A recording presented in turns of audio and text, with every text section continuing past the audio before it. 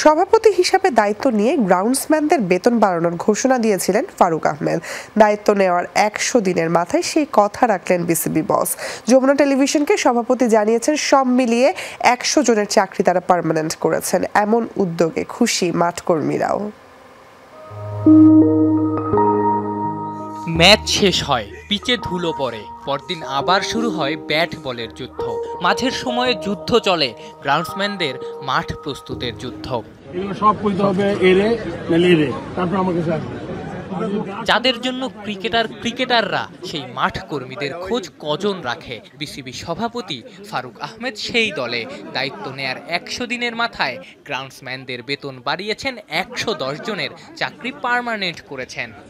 অবশ্যই মোটিভেট করবে, বিকজ এগুলো ডিরেক্ট মোটিভেশনের লিগে তোমার if you get well rewarded financially, plus ওদের চাকরিও মাস্টার রোলে ছিল ১ বছর, মানে প্রায় ২০ বছর ১৫ বছর পরে ১১০ জনের পার্মানেন্ট হয়েছে, সেটা একটা বিরাট ব্যাপার ওদের জন্য আমার মনে হয়। এটা টাইম যারাই ওই যেটা আমরা যে ক্রাইটেরিয়া সেট করি সেটা রিচ করবো ১ বছর পর পর কিছু ছেলে হবে, সেরকম করে যাচ্ছে আর কি। আপনি কি এমন প্রসেস করে রেখে যেতে চান যাতে সভাপতি যেই থাকুক না কেন তাদের বেতনটা বা তাদের ইনক্রিমেন্টটা স্টেবল থাকে? আমাদের আসলে আচরণবিধি, চাকরিবিধি এগুলো সবই ঠিক করতে হবে। আমি আশা করবো যেগুলো আমি আগামী ১ বছরের মধ্যে করে ফেলতে পারবো। করে ফেললে আমার মনে হয় যে একটা সিস্টেমে দাঁড়িয়ে যাবে। সভাপতির এমন উদ্যোগে মাঠ কর্মীরাও খুশি, জানালেন এমন উদ্যোগ অনুপ্রেরণা দেবে সবাইকে।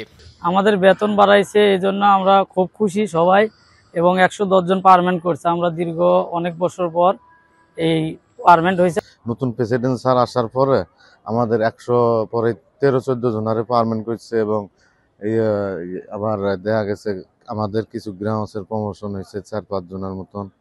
এরপরে কিছু বেতনও বাড়ছে। অনেক সীমাবদ্ধতার মধ্যে এমন উদ্যোগ নেয়া নিঃসন্দেহে বাংলাদেশ ক্রিকেটের জন্য বড় খবর, ইতিবাচকতার খবর। আফনান পিয়াল, যমুনা স্পোর্টস, ঢাকা।